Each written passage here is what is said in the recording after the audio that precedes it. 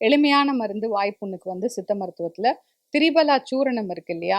அத தண்ணீல கொதிக்க வச்சு வடிகட்டி, நல்ல ஒரு மவுத் வாஷ் மாரி, நீங்க காலையிலயோ, நைட்லயோ பல் தேய்ச்ச பிறகு மவுத் வாஷ் மாரி வாயில போட்டு நல்லா கொப்பளிச்சு அத துப்பிட்டீங்கன்னா, அந்த வாயில இருக்கக்கூடிய புண்கள், ரணங்கள் எல்லாம் எளிமையா ஒரு 2 அல்லது 3 நாளுக்குள்ள நல்லா ஆறிடும்.